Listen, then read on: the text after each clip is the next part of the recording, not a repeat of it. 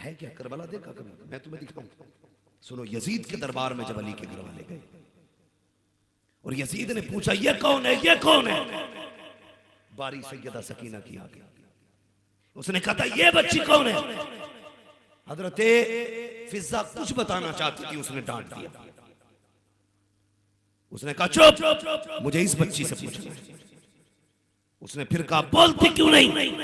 इमाम ज़ैनुल आबिदीन ने कहा कुत्ते, तू जिस सकीना से बात करना चाह रहा है ना, इसके गले में जो रस्सी का फंदा है वो इतना सख्त है कि इस बच्ची की आवाज नहीं निकल पा रही है। कम से कम इतना ढीला कर दे, हुसैन की बेटी तो बातें कह सके। इतना सुनने के बाद यजीद ने सिपाही को ऑर्डर दिया, जाओ इसके गले का रस्सी का फंदा ढीला करो। जब वो यजीदी फौजी उसकी तरफ बढ़ा, हुसैन की 7 साल की सकीना है, 14-15 साल की बेटी नहीं, 7 साल की सकीना दौड़ लगा ली, इमाम ज़ैनुल आबिदीन के कदमों से लिपट गई। इमाम ज़ैनुल आबिदीन के कदमों से लिपटी। यजीद ने कहा क्या मामला है, ये अपने गले की रस्सी ढीली क्यों नहीं करने देती? इतना सुनना था। हजरत ज़ैनब ने कहा था कुत्ते तू नहीं जानता है, ये अली के घर की बेटी है, अली के घर की बेटी है, ये मर तो सकती है लेकिन गैर महरम इसके गले को हाथ लगा दे, अली की बेटी की गैरत को ये गवारा नहीं हो सकता। ये उनके घर की बच्ची की गैरत है, बच्ची की गैरत। जवानों की हया क्या हो? आज अपने घरों का जायजा लो, सोचो। खुदा की कसम तारीख गवाह है। ये बात कही जाती है कि अहले बैत अतहार की चादरें छीन ली गई थी। हाँ, किताबों में है, लिखा है लोगों ने, लेकिन मेरा इश्क कबूल नहीं कर, मेरा इश्क कबूल नहीं कर। मेरा दिल तो कुछ और कहता है। मेरा दिल ये कहता है किसकी हिम्मत है जो अली की बेटियों की चादर छीन ले? किसकी औकात है जो सैयदा ज़ैनब के दुपट्टे के कोने को हाथ लगा सके? हाँ, वो कहा था उसने, एक शख्स ने, नाम क्या बताऊं, उसका शेर सुन, उसने कहा था एक पल्लू में समा जाएंगे सब माहो नजूम, चादरे फातिमा ज़हरा को समझता क्या? मालूम है? तो हालात देखिए, ये तारीख बयान की जाती है। लेकिन एक नाम सुना होगा आपने, तारीख में बहुत बड़ा नाम, हजरत राबिया बसरिया, सुना है नाम? क्या है? बोले, सारे बोले। हजरत राबिया बसरिया, इतना बड़ा नाम है कि तकवे में अपनी मिसाल खुद है। हजरत राबिया बसरिया एक दिन सो रही थी, चोर आ गया, चादर उतारनी चाहिए, अल्लाह ने अंधा कर दिया। फिर पीछे हटा, फिर हाथ बढ़ाया, फिर आंखों की रोशनी, 3 मरतबा ऐसा किया मियां, अल्लाह ने 3 मरतबा रोशनी दी। 4थी मरतबा बढ़ाने लगा, आवाज आई नादान तू नहीं समझ पा रहा है, राबिया सो रही है लेकिन उसका खुदा जाग रहा है, उसका खुदा जाग रहा है। यार जो खुदा राबिया बसरिया की चादर नहीं उतरने देता, वो करबला में अली की ज़ैनब की चादर कैसे उतरने दे सकता है? अल्लाहु अकबर, ये शान वाले लोग हैं। और सुनिए, शहादतों के बाद भी रिश्ता मदीने से नहीं टूटा। काफिला चलता रहा, काफिला जब चला, जानते हो 64 औरतों में 20 औरतें तो रास्ते में इंतकाल कर गई। कितनी जोर से सीना कूटने से उनकी कुर्बानियों का हक अदा नहीं हो सकता। 4 दिन काले कपड़े पहन लेने से उनकी गुलामी का हक अदा नहीं हो सकता। 20 औरतें 64 में से रास्ते में इंतकाल कर गई। क्यों?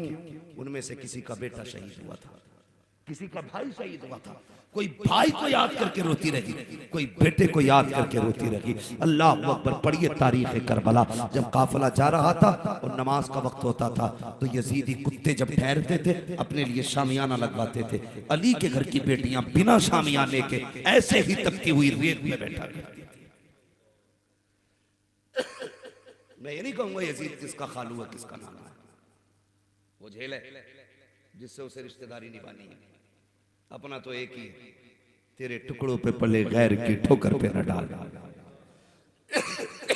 झिड़कियां खाएं कहां छोड़ के,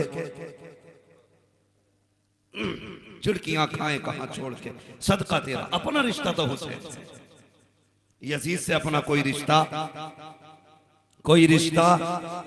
सारे बोले कोई रिश्ता। रात के 3:30 बज गए हैं, गवाह बनाओ फरिश्तों को, कहो हमारा रिश्ता हुसैन से है, यजीद से कोई रिश्ता नहीं है। तो अहले बैते धार की बेटियां जब बैठती थी ना तो रेत होती थी, ऊपर से धूप रहती थी, एक चादर एक साया तक नहीं होता। 13 मुहर्रम को काफिला चला, चलते चलते कई दिन हो गए। जानते हो, तो जिनके सामने बाप का कटा हुआ सर चल रहा, उन्हें नींद आई होगी। बोलो, अगर इस मजमे में ना इतनी उंगली काट के डाल दो तो पूरा मजमा अपने घर होगा। इतना हाथ काट के अगर डाल दो तो मैं कालीन के चले जाएगा। गला काट के अगर डाल दो तो आएगा ही नहीं जो सुन।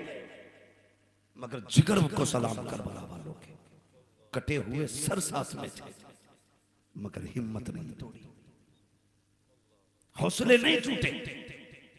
नमाज का वक्त हुआ, सैयदा ज़ैनब ने कहा सज्जाद जी फूफी का इनसे कह असर का वक्त हो गया, हमें नमाज पढ़नी। काफिला रुका, बाकी लोग नमाज में थे।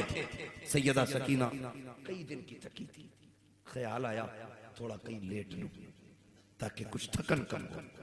लेटने के ख्याल से जगह तलाश की तो एक झाड़ था, दरख्त, छोटा सा झाड़ी, उसकी थोड़ी सूरज चूंकि झुक चुका था तो थोड़ा साया उसका आया। आप उसके साये में लेट गई, कब आंख लगी पता ना चला।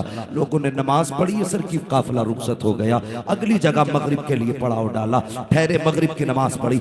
मगरिब के बाद जब हुक्म दिया चलने का, अल्लाह अकबर, सारे सवारियों पे तैयार थे लेकिन काफिला आगे नहीं बढ़ा। जब काफिला आगे नहीं बढ़ा, सैयदा ज़ैनब ने कहा सज्जाद का जी फूफी जरा पता तो करो काफिला क्यों नहीं जा रहा है। इमाम ज़ैनुल आबिदीन ने पता किया तो पता ये चला जिसने ज़िप इमाम का सर है वो आगे जाने को तैयार नहीं है।